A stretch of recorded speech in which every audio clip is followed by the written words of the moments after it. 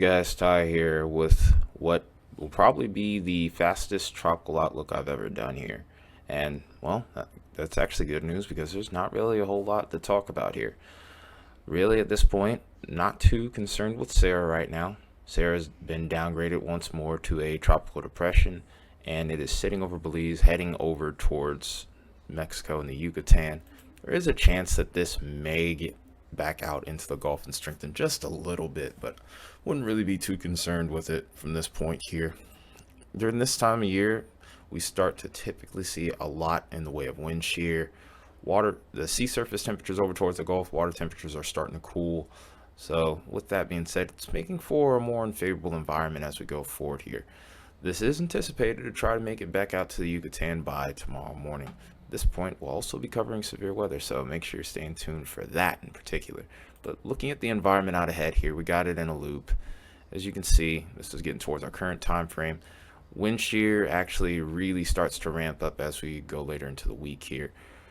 Even I would say about the middle part of the week, the wind shear is just too much for this storm system to really deal with at this point. So tropics are just about shut down. Remember, there's still 13 days left in hurricane season, so wouldn't be too concerned with that.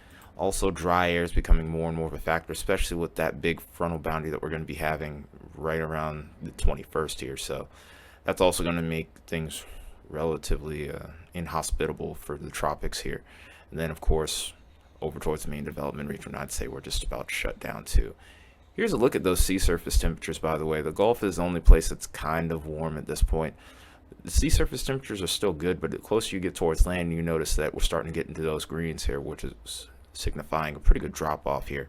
Further up towards the North Atlantic, you guys might have seen a little feature that's popped up over here towards maybe Newfoundland and Nova Scotia. Look at how cold the waters are here. We're getting almost towards the 32-degree mark for these areas, so definitely not going to be too concerned with anything that pops up there.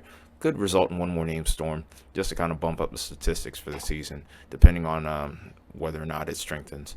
But in any case, though, not too concerned with much of anything at this point here. We looked at the 7-day outlook at this point here. Then, of course, last but not least, we'll talk about the ensemble outlook here. Here's that little feature I was talking about and that you might have seen on the other models here. Like I said, not really too concerned with much beyond that point. There are, of course, these little one-off features that try to pop up over here, but it doesn't look like they're going to be a major threat to land at this current point in time. Like I said, hurricane season isn't officially over until November 30th, but things are looking pretty good right now. With that being said here, hope you enjoy the rest of your Sunday, and I will see you probably tonight and tomorrow. Well, really beyond that point, things are about to get busy over the low 48. Till then, take care.